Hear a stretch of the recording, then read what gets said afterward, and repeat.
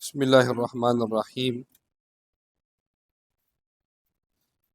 Al-Fatihah ila ruh habibina wa syafiina sayyidina Rasulillah sallallahu alaihi wasallam wa alihi wa ashabihi wa azwajihi wa ikhwanihi minal anbiya'i wal mursalin. Thumma ila arwahi masyayikhina wa li abaina wa ummahatina wa liman lahu haqqun alaina khususan jami'u hadhihi al-ahadith al-Imam An-Nawawi بأن الله يغفر لهم ويرحمهم ويعلي درجاتهم في الجنة وينفعنا بأسرارهم وأنوارهم وعلومهم وبركاتهم في الدين والدنيا والآخرة بسر الفاتحة. أعوذ بالله من الشيطان الرجيم. بسم الله. الحمد لله رب العالمين. قل وإياك نستعين اهدنا الصراط المستقيم صراط الذين أنعمت عليهم غير المغضوب عليهم ولا الضالين آمين. بسم الله الرحمن الرحيم. وبسند المتصل إلى الإمام النووي رحمه الله تعالى ونفعنا به وبعلومه وبعلوم مشايخنا وبعلوم سائر الصالحين في الدارين آمين إلى أن قال في كتابه الأذكار: فصل: أجمع العلماء على جواز الذكر بالقلب واللسان للمحدث والجنب والحائض والنفساء، وذلك في التسبيح والتهليل والتحميد والتكبير والصلاة على رسول الله صلى الله عليه وسلم والدعاء وغير ذلك، ولكن قراءة القرآن حرام على الجنب والحائض والنفساء سواء قرأ قليلا أو كثيرا حتى بعض آية، ويجوز لهم إجراء القرآن على القلب من غير لفظ، وكذلك النظر في المصحف وإمراره على القلب. Alhamdulillah, puji syukur kehadirat Allah Subhanahu wa taala, salawat dan salam kita haturkan kepada baginda besar Nabi Agung Nabi besar Muhammad sallallahu alaihi wasallam. Masyarul hadirin dirahmati oleh Allah, kita sambung kajian kita dalam pembacaan kitab Al-Adhkar karya Al-Imam An-Nawawi rahimahullahu taala. Beliau berkata, faslun: Ajma'al ulama ala jawazi dzikri bil qalbi wal lisan lil muhdithi wal junubi wal haidi wal nufasa. Kata beliau, ini beliau akan membahas sedikit tentang hukum. Kata beliau, ulama sepakat bahwasanya boleh bagi orang yang muhdis. Muhdis itu yang tidak ada wudu. Itu muhdis. Maksud muhdis di sini orang yang punya hadas. Hadas kecil. Hadas kecil itu ya, dengan kata lain orang yang tidak punya wudu. Hadas kecil. Wudu batal disebabkan baik yang keluar dari kemaluan depan atau yang keluar dari kemaluan belakang. Itu apapun yang keluar pokoknya batal wudu langsung. Jadi ulama kita membahas, mengkaji, walaupun umpama yang keluar batu atau kayu, tetap wudunya batal. Umpama yang keluar bukan kotoran seperti biasa, tapi yang keluar batu misalkan dari kemaluan belakang atau kemaluan depan, yang keluar batu atau yang keluar kayu atau yang keluar kaca, apapun itu. Pokoknya yang keluar dari dua kemaluan tersebut membatalkan wudu. Batal wudu. Kemudian juga membatalkan wudu tidur. Tidur itu membatalkan wudu. Tidur tentunya yang sekiranya, maaf, bagian belakangnya itu kebuka. Artinya kalau ada orang bisa tidur duduk mantap dan orang tadi bukan orang yang terlalu gemuk atau terlalu kurus, tidur dia duduk, tidak batal duduk. Tidur dalam keadaan duduk walaupun ngorok, ngiler, mimpi misalkan. Tidur itu nyenyak nian. Bukan cuma terkeliap, bukan. Tidur nian. Tapi dengan syarat dia tidurnya dalam keadaan mumakkinin mak'adahu minal ardi, dalam keadaan duduk yang mana kita kalau dalam bab ilmu tidak boleh malu-malu ya. Jadi kita ini be apa plus-plusan be. Pantatnya itu mantap di atas lantai, di atas bumi. Sekiranya kemaluannya itu tidak terbuka, duburnya tidak terbuka, maka wudhunya tidak batal. Jadi kenapa alasan lagi tidur wudhu itu batal? Karena mungkin pas kita lagi tidur, kita buang angin. Mungkin pas kita lagi tidur, kita megang kemaluan kita. Yang mana itu juga membatalkan wudhu. Makanya syariat mengatakan ketika kita tidur, wudhu kita langsung batal. Kecuali tadi, orang yang tidur dalam keadaan mantap. Posisinya duduk, mantap. Dan ulama mengatakan ini wong bukan wong yang gemuk nian atau wong yang kurus nian. Karena orang terlalu gemuk dan terlalu kurus, walaupun dia pangsilo, tetap duburnya itu kebuka. Itu kata ulama. Tetap duburnya kebuka, sehingga kalau dia tidur, kemungkinan keluar angin dari situ dan wudhunya batal. Nah, jadi yang menyebabkan wudhu kita batal, yang kedua yaitu adalah tidur. Kemudian yang ketiga, menyentuh kemaluan. Menyentuh kemaluan dengan telapak tangan kita. Itu wudhunya juga batal. Kemaluan kita atau kemaluan orang lain. Disentuh dengan telapak tangan, maka yang menyentuh wudhunya batal. Telapak tangan. Bagian dalam. Ulama ngasih patokan. Kata ulama pengen tahu yang mana yang batal, yang mana yang tidak batal. Kalau misalkan tangan ini yang tidak kelihatan ketika tangan disatukan seperti ini, maka itulah yang bikin wudhu batal. Begini. Ya. Nah, berarti umpama kalau dia megang kemaluannya seperti ini dengan ini, dipegang seperti ini, tidak batal wudhu. Hanya ini nih. Batinal kaffi, bagian dalam telapak tangan. Itu yang membatalkan wudhu kalau kita sentuh kemaluan dengan bagian tersebut. Nah, jadi patokannya kata ulama, kalau disatukan, mana yang tidak kelihatan, maka itulah yang batal kalau menyentuh kemaluan. Tapi yang berarti nyentuh dengan bagian luar, tidak batal. Nyentuh dengan tangan, bagian atas, tidak batal. Pokoknya ini cuman yang membuat wudhu batal. Itu yang ketiga. Kemudian yang keempat, yang terakhir, yang membatalkan wudhu, bersentuhan kulit perempuan dengan kulit laki-laki. Kulit perempuan dengan kulit laki-laki. Dengan syarat mereka bukan mahram. Artinya ajnabi. Boleh kawin. Wong itu yang lanang dengan yang betina ini boleh kawin. Berarti itu artinya bukan mahram. Karena bolehkah kawin. Kalau tidak boleh kawin berarti mahram. Kalau mahram tidak batal wudhunya. Ibu kita, bibi kita, jidat nenek kita, putri kita, menantu kita. Itu kan tidak batal. Boleh bersentuh, tidak batal wudhu. Tidak boleh kawin kan.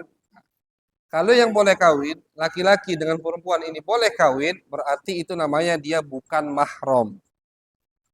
Kalau bukan mahram, berarti wudhunya batal kalau bersentuhan. Dan yang bersentuhan ini cuman kulit. Kulit ketemu kulit.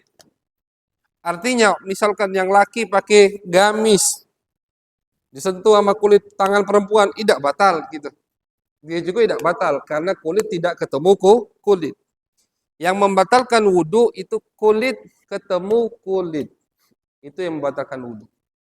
Kalau kulit tidak ketemu kulit, tidak batal wudhu. Nyentuh kuku wanita, misalkan, tidak batal. Giginya, tidak batal. Rambutnya, tidak batal. Jadi pokoknya kulit. Yang mana kulit, kalau disentuh dan yang menyentuh ini kulit, maka wudhunya batal. Dua-duanya batal. Baik yang menyentuh atau yang disentuh.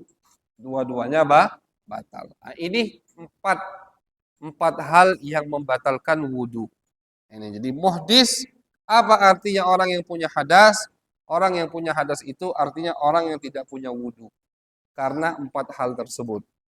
Maka dikatakan dia punya hadas. Kemudian Imam Nawawi melanjutkan, ulama sepakat bahwasannya boleh bagi orang yang punya hadas kecil tadi, tidak punya wudhu, atau wal junub, atau orang yang junub. Junub itu keluar sperma, itu junub.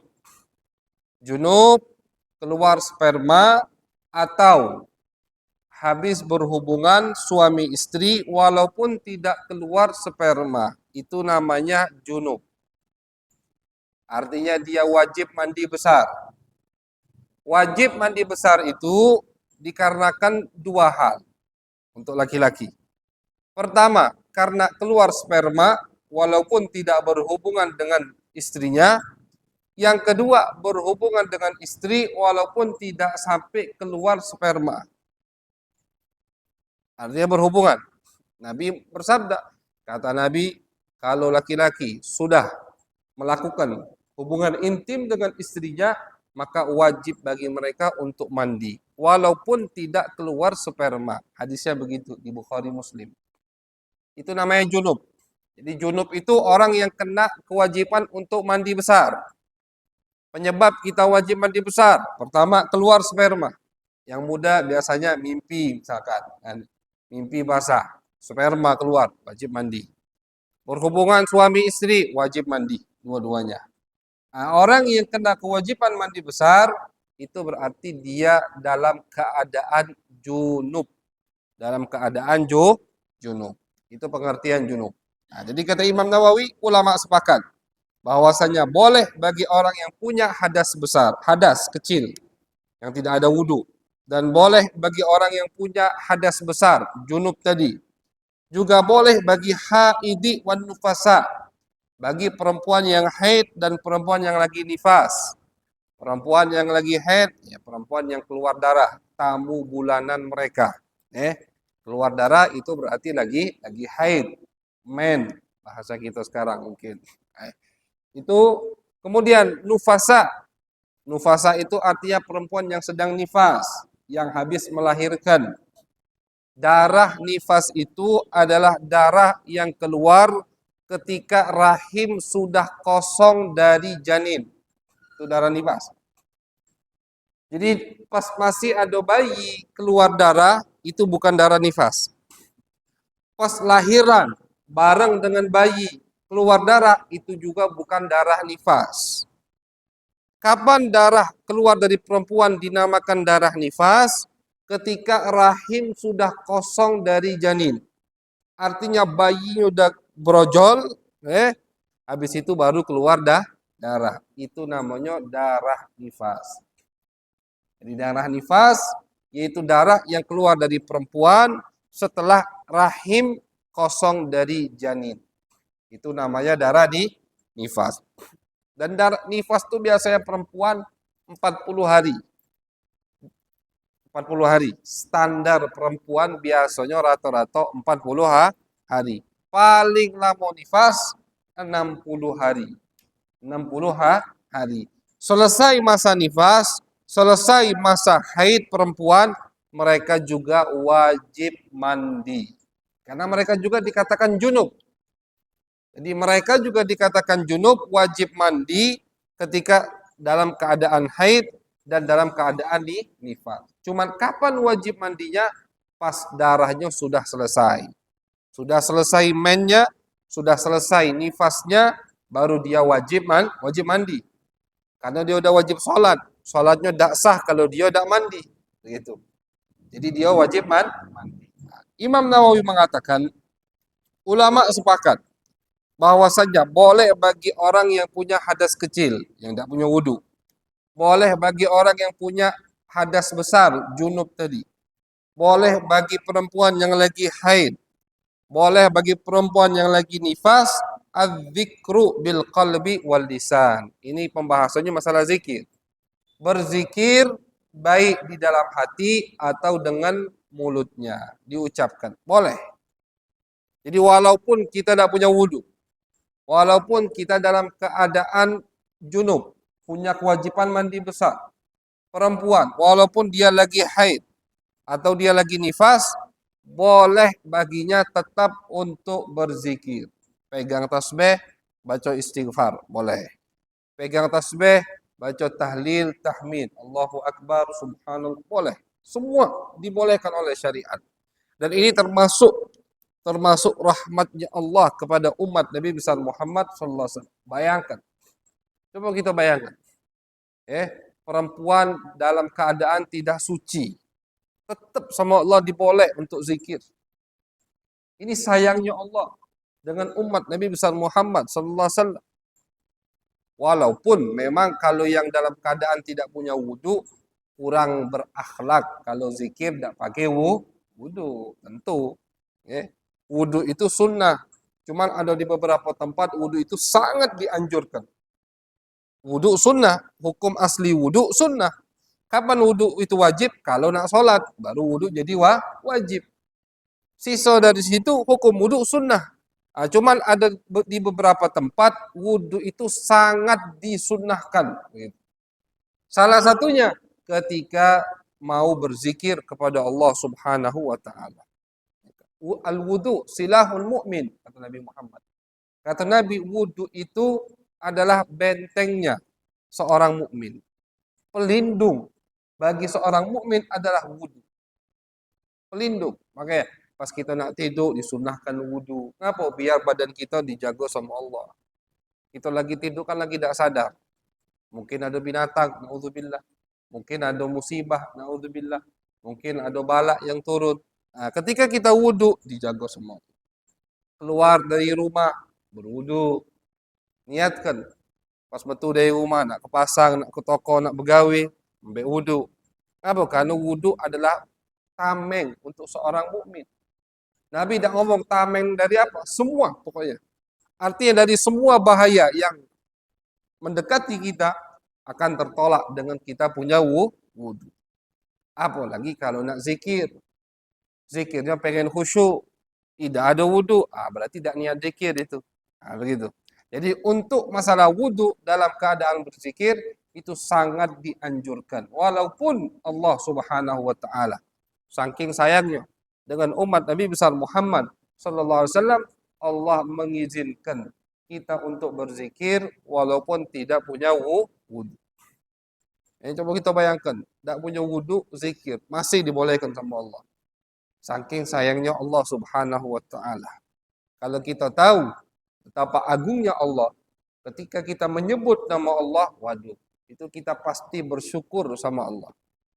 Jadi berzikir, kita bisa berzikir itu harus bersyukur sama Allah. Zikirnya kita itu harus disyukuri. Karena kalau Allah tidak mau kita berzikir, tidak akan kita digampangkan oleh Allah untuk berzikir. Kayak diriwayatkan ada seorang wali, dia masuk ke pasar. Masuk ke pasar, melihat di pinggiran pasar ada orang yang anggota tubuhnya udah banyak hilang istilahnya, yang udah banyak yang terpotong, hidupnya susah, tak ngerti rumah, tinggalnya di pinggir pasar, makannya dari pinggir pasar. Tapi mulutnya komat kami terus mulutnya. Akhirnya diparai sama si wali, sama ustadznya diparai. Didengar, zikirnya apa? Alhamdulillah, alhamdulillah, alhamdulillah. Zikirnya itu, Pak. Padahal dia ini uangnya duduk di pinggiran pasar. Tidak ada rumah. Tidak ada keluarga. Tidak ada jaminan makan tiap saat. Zikirnya, alhamdulillah. Alhamdulillah, alhamdulillah. Bingung ini Ustaz. Kau tuh nyukuri apa? Alhamdulillah itu. Ma'arofika min nikmah. Aku dah lihat kau ada nikmat. Nikmat badan banyak yang udah terpotong. Penyakitan. Rumah dah ganti. Makan juga susah. Tinggal di pinggiran pasar. Nikmat apa yang kau syukuri, wahai fulan? Apa kata dia? Alhamdulillah. Alladhi ja'ala qalbi syakira wa lisani dzakira. Kata dia, aku bersyukur sama Allah karena Allah menjadikan hatiku hati yang bersyukur, qanaah, terima dengan keputusan Allah, dan Allah menjadikan lidahku yang selalu berzikir kepadanya. Jadi yang dia syukuri itu hatinya qanaah dan lidahnya selalu berzikir kepada Allah Subhanahu wa taala. Jadi ketika kita berzikir, kita harus syukuri. Ketika kita sholat, kita syukuri. Ketika kita berada di masjid, kita syukuri. Pokoknya semua aktivitas yang kita lakukan dan aktivitas tersebut mendekatkan diri kita kepada Allah, membuat kita jadi orang yang lebih baik, harus kita syukuri. Tandanya berarti Allah ingin kita lebih baik. Allah ingin kita ingat Allah. Itu udah luar biasa. Allah ingin kita ingat Allah. Allah pengen kita nyebut Allah. Diriwayatkan, ada seorang hamba. Ini dalam hadis. Dia ini tiap malam bangun malam, tiap malam bangun. Minta hajatnya, tidak dikabul-kabulkan sama Allah. Minta hajat, punya hajat, punya kepengenan, minta sama Allah tiap malam, tidak dikabul-kabulkan sama Allah. Ada sampingnya, tetangganya, hamba yang lain, setiap punya hajat, bangunlah dia sekali malam, langsung dikabulkan. Ya, yang fulan ini, si A ini, minta bermalam-malam, tidak dikabulkan sama Allah. Yang si B, itu baru minta sekali, baru angkat tangan, langsung besok dikabulkan. Sampai malaikat kesian. Malaikat kesian. Malaikat mengadu kepada Allah. Ya Allah, fulan itu, si A itu, sudah lama minta, ya Allah. Ngapa udah antum kabulkan hajatnya? Sedangkan si B baru minta sekali langsung kau kabulkan. Apa jawab Allah Subhanahu wa taala? Wahai malaikatku. Ini hadis qudsi ya. Kata Allah, wahai malaikatku, yang si A itu jangan kabulkan hajatnya, biar simpan di akhirat. Kenapa? Aku senang dengar suaranya berzikir kepadaku. Kata Allah. Aku senang mendengar suaranya ketika bangun di malam hari, menangis, bersujud, meminta kepadaku. Berzikir. Senang aku. Tapi yang satunya itu aku tidak senang mendengar suaranya. Artinya bukan orang yang hatinya bersih. Bukan uang baik. Makanya Allah tidak senang dengar suaranya. Kata Allah, tiap dia minta langsung kabulkan. Soalnya uang yang si B itu doa itu pas lagi ada kendak ibadahnya pas lagi ada maunya. Kata Allah, kalau si B minta langsung kabulkan. Fa inni la uhibbu an asma'a sautah. Karena aku tidak suka dengar suaranya.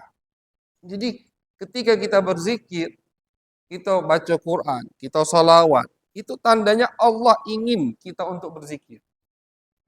Berarti apa? Kalau Allah ingin kita berzikir, Allah pengen kita jadi orang yang dekat dengannya. Allah pengen kita mendapatkan keridhoannya. Allah pengen kita mendapatkan cinta dari Allah. Allah pengen kita masuk surganya Allah Subhanahu wa taala. Patut disyukuri apa tidak? Tentu patut disyukuri. Tapi ini kita harus koreksi diri kita. Ketika kita merasa, kenapa hari-hari ini aku jarang baca Quran? Itu harus dikoreksi. Kenapa hari-hari ini aku berat untuk sholat jamaah? Kenapa hari-hari ini aku berat bangun subuh? Kenapa beberapa hari ini aku ninggalkan wirid yang biasa aku baca? Berhari-hari. Itu harus kita koreksi. Apa salahku ini? Oke, diriwayatkan para ulama, para aulia, itu kalau mereka ketiduran, tidak sengaja, tidak bangun malam, itu langsung besoknya mereka muhasabah diri mereka. Dosa apa yang aku amalkan kemarin, sehingga semalam aku dihukum sama Allah, tidak dibangunkan di malam hari. Jadi ketika kalau kita kan ketiduran senang, oh alhamdulillah ketiduran, tidak berdosa, kan tidak berdosa memang, cuman begadang gitu tuh tidur. Kalau mereka tidak, para ulama, para aulia, ketika mereka ketiduran, sehingga mereka meninggalkan wirid, kebiasaan mereka bangun di malam hari, itu mereka menganggap itu adalah hukuman dari Allah, teguran dari Allah. Sehingga keesokan harinya mereka akan apa? Akan muhasabah, introspeksi diri langsung. Semalam tidak bangun. Kemarin dari pagi sampai malam apa yang aku lakukan? Langsung, apakah ada dosa, ada maksiat, ada pelanggaran hati, sehingga semalam aku dihukum sama Allah. Jadi dalam berzikir itu nikmat yang besar dari Allah Subhanahu wa taala. Jangan kita sepelekan ketika kita digampangkan oleh Allah untuk berzikir, menyebut nama Allah Subhanahu wa taala. Oleh karena itu, termasuk daripada kelebihan umat Nabi besar Muhammad sallallahu alaihi wasallam yang Allah berikan untuk kita, bahwasanya orang yang lagi junub pun, lagi hadas besar pun, tetap Allah izinkan untuk berzikir, menyebut nama Allah Subhanahu wa taala. Semua zikir ya, semua zikir kecuali satu, walakinna qiraatal Quran haramun alal junubi wal haidi wan nufasa, kecuali baca Al-Qur'an. Kalau membaca Al-Quran, kata Imam An-Nawawi, haram. Untuk siapa? Untuk orang yang punya hadas besar, junub, dan perempuan yang lagi haid, lagi main, dan perempuan yang lagi nifas. Itu haram. Baca. Jangankan menyentuh. Baca saja mereka tidak boleh. Tapi untuk orang yang punya hadas kecil, wudhu batal, boleh tidak baca Quran? Boleh. Baca tapi tanpa menyentuh. Menyentuh tidak boleh. Membaca Al-Quran, orang yang tidak punya wudhu boleh. Baik itu dengan hafalannya, atau dia melihat tanpa nyentuh, boleh. Baca. Untuk orang yang tidak punya wudhu. Tapi orang yang dalam keadaan hadas besar, junub, orang dalam keadaan perempuan yang lagi haid, yang lagi nifas, tak boleh baca Al-Quran. Apapun alasannya. Hukumnya haram. Kecuali, kata ulama, yang dia baca Al-Quran tapi niatnya untuk zikir, itu baru boleh. Bagaimana niatnya zikir? Ya niat zikir. Misalkan doa sebelum tidur, ada baca ayat kursi. Nah, dia baca, tak apa-apa. Tapi niatnya tadi, niatnya bukan untuk baca Al-Quran. Niatnya baca doa sebelum tidur. Termasuk doa sebelum tidur, Bismillahirrahmanirrahim, 21 kali. Itu kan termasuk Al-Quran. Dia baca, tidak apa-apa. Walaupun dia lagi head, lagi nifas. Kenapa? Karena niatnya zikir, bukan baca Al-Quran. Ketika mau naik kendaraan, ada doa, Subhanalladzi sakhkhara lana hadza wa ma kunna lahu muqrinin. Itu juga boleh. Karena niatnya zikir, bukan baca Al-Quran. Jadi perempuan yang lagi haid atau nifas, laki-laki yang dalam keadaan junub, punya hadas besar, tidak boleh membaca Al-Quran. Apalagi menyentuh Al-Quran. La yamassuhu illal mutahharun. Kata Allah Subhanahu wa ta'ala. Tidak boleh menyentuh Al-Quran kecuali orang-orang yang dalam keadaan suci. Menyentuh. Kalau baca, boleh. Nah, kemudian, yang bagi an yakuna dzakiru ala akmalis sifat. Nah, Imam Nawawi tadi nyebut itu hukum, kata Imam Nawawi. Jadi yang tadi itu, yang disebutkan tadi itu hukum. Boleh zikir dalam keadaan apapun, boleh. Baca Quran, tidak boleh untuk yang 3 kelompok tadi. Itu hukum. Akan tetapi mau tahu adab, mau tahu akhlaknya, tentu akhlak dan adab, kalau bisa kita untuk bersuci, sucikan diri kita dulu, baru berzikir. Jadi hukum beda, adab dan akhlak juga beda. Hukum itu boleh atau tidak, halal haram, dosa atau tidak, itu hukum. Tapi kalau adab lain lagi. Terkadang ada hal yang boleh tidak berdosa, tapi kurang berakhlak, kurang adab, begitu. Nah, jadi hukum beda, akhlak beda. Imam Nawawi tadi bahas hukum, sekarang beliau bahas akhlak.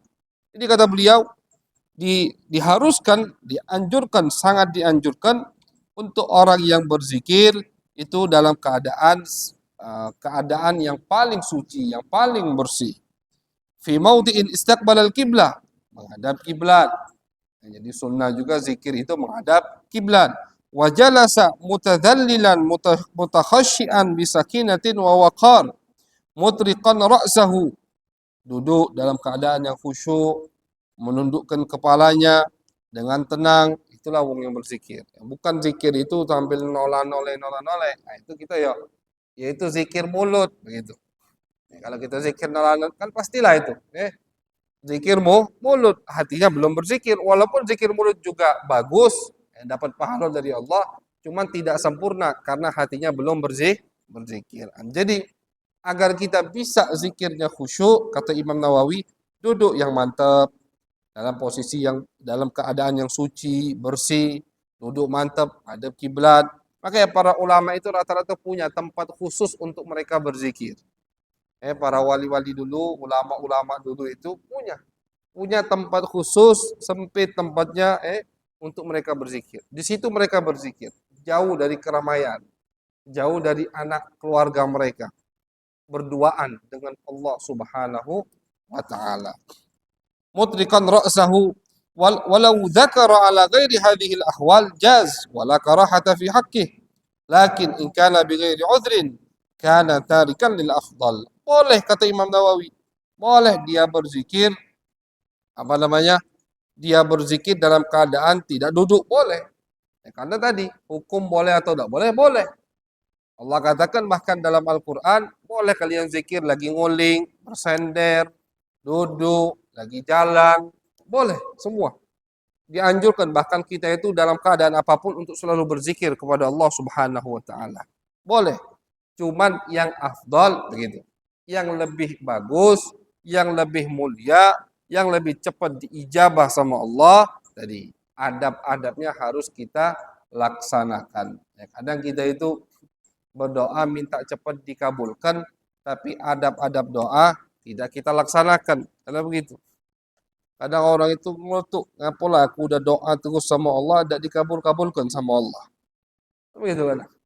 Padahal banyak dari syarat-syarat doa yang dia tinggalkan. Syarat-syarat doa yang tidak dia laksanakan. Salah satu syarat doa yang paling harus kita perhatikan, biar doa diijabah sama Allah, makan minum kita harus halal. Kalau makan minum kita tidak jelas halal atau tidak halal, bahkan kadang terang-terangan itu haram dimakan, bagaimana doanya mau diijabah sama Allah, kata Nabi Muhammad. Kata Nabi, ada orang pakaiannya compang-camping, artinya dia ini wong miskin, minta nangis-nangis sama Allah. Tapi makanannya haram, kata Nabi. Bagaimana doanya mau diijabah, mau dikabulkan sama Allah? Kalau makanannya makanan yang haram. Jadi kalau kita mau doanya diijabah sama Allah, syarat-syarat doa biar diijabah harus kita pelajari dulu. Adab-adab ketika berdoa harus kita praktekkan. Akhlak-akhlak ketika berdoa harus kita praktekkan. Baru insya Allah doa kita cepat diijabah sama Allah Subhanahu wa taala. Karena Allah Subhanahu wa taala mengatakan di dalam Al-Qur'an, alladzina yadhkuruna Allah qiyaman wa qu'udan wa 'ala junubihim. Boleh. Wong zikir sambil tegak, sambil duduk, berjalan, nguling boleh. Karena itu dibuka pintunya oleh Allah Subhanahu wa taala, dan ada dalilnya. Yang kedua, hadis dari Sayyidah Aisyah radhiyallahu taala anha. Beliau berkata, "Kana Rasulullah sallallahu alaihi wasallam yattaqi'u fi hijri wa ana haidun fayaqra'ul Qur'an." Kata beliau, Nabi besar Muhammad sallallahu alaihi wasallam itu terkadang nyender di pangkuanku, aku dalam keadaan dalam keadaan haid, dan Nabi baca Al-Quran. Jadi kadang Nabi itu nyender di pangkuan Siti Aisyah, istri beliau, sambil membaca Al-Quran. Jadi boleh. Dan Nabi melakukan ini, Nabi berarti tidak pakai adab. Bukan, Nabi melakukan ini wajib bagi beliau untuk menjelaskan kepada kita bahwasannya baca Al-Quran sambil menyender itu hukumnya boleh. Nabi itu orang yang paling beradab kepada Allah. Nabi orang yang paling berakhlak. Allah sendiri yang mengatakan di dalam Al-Quran, wa innaka la'ala khuluqin azim. Engkau wahai Muhammad dalam posisi tertinggi, paling berakhlak manusia adalah Nabi besar Muhammad. Kesaksian dari Allah Subhanahu wa taala. Dan tidak mungkin Nabi berakhlak sama manusia tapi tidak berakhlak sama Allah. Bahkan kebalik, zaman sekarang kebalik. Kadang sama manusia dia berakhlak tapi sama Allah tidak berakhlak. Itu kebalik. Harus berakhlak dulu sama Allah, baru kita berakhlak sesama manusia. Nabi berakhlak sama Allah. Cuman kenapa Nabi melakukan hal tersebut? Nyender di pangkuan istrinya Sayyidah Aisyah sambil membaca Al-Quran, lil bayan, itu untuk menjelaskan, untuk membuat istilahnya biar sahabat melihat, istrinya melihat, nanti diriwayatkan bahwasannya baca Quran sambil nyender itu hukumnya boleh. Kenapa boleh? Nabi pernah melakukannya. Jadi apa yang dilakukan Nabi itu jadi dalil. Jadi kalau kita dengar misalkan, minum misalkan. Minum itu sunnahnya duduk. Makruh kalau berdiri. Cuman ada riwayat hadis Nabi pernah minum berdiri. Bab lain, buang air kecil. Itu sunnahnya duduk. Tapi Nabi pernah buang air kecil berdiri. Makruh hukumnya. Apakah kita katakan, oh Nabi pernah melakukan hal yang makruh? Tentu tidak. Makruh untuk kita, wajib untuk Nabi. Jadi Nabi itu wajib minum duduk waktu itu. Nabi juga wajib kencing berdiri waktu itu. Kenapa? Karena kalau tidak Nabi lakukan, tidak Nabi praktekkan, maka sahabat dan kita apalagi akan kebingungan. Hukum minum duduk, minum tegak itu apa? Haram apa tidak?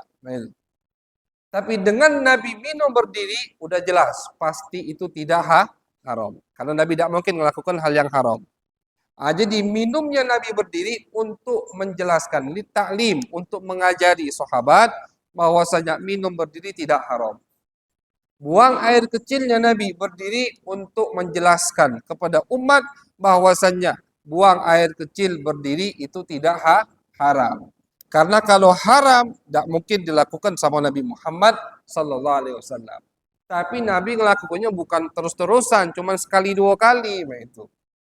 Jadi beliau melakukannya, mempraktekkannya cuma sekali dua kali. Biar apa? Biar tadi kita yakin minum berdiri, kencing berdiri tidak haram. Dalilnya Nabi melakukannya. Jadi untuk kita makruh, untuk Nabi wajib.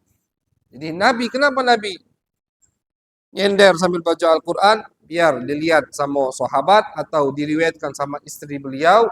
Nabi pernah melakukannya sehingga jadi hukum untuk kita bahwasanya boleh baca Al-Quran dalam keadaan nyender. Bahkan Sayyidah Aisyah sendiri, beliau mengatakan, inni la aqra'u hizbi wa ana muttaji'atun 'ala sarir. Kata beliau, aku terkadang membaca wiridku Al-Quran, dan aku sambil tiduran, rebahan di atas kasurku. Sambil tiduran, baca, karena beliau hafal kan begitu. Baca wirid atau bagian Quran yang harus beliau baca. Artinya boleh. Jadi tergantung sikon kita, Masya Allah hadirin. Misalkan kita lagi capek, habis begawi, udah nak tidur, tidak apa-apa. Baca sambil nyender, sambil tiduran. Tapi kita lagi semangat. Ini memang waktu kita bangun malam. Ini waktu kita tahajud. Kita di situ bangun, duduk, menghadap kiblat. Dimanapun, kecuali tempat-tempat yang tidak bagus. Zikir itu dimanapun boleh. Dalam keadaan apapun boleh, kecuali di tempat-tempat yang tidak mulia. Seperti dalam kamar mandi, itu tidak boleh berzikir. Kalaupun mau berzikir, zikirnya di dalam hati. Boleh. Dalam kamar mandi, zikir dalam hati. Di pasar, boleh berzikir. Bahkan ada doanya dari Nabi. Nanti kita baca. Doa masuk pasar, doa zikir di pasar apa. Itu semua ada dari Nabi besar Muhammad SAW. Tinggal kita insya Allah mau mengamalkan apa yang kita dapatkan dari faedah-faedah ilmu yang sudah disebutkan oleh Al-Imam An-Nawawi. Amin ya rabbal alamin. Mudah-mudahan kita menjadi hamba-hamba yang Allah pilih untuk selalu berzikir kepada Allah.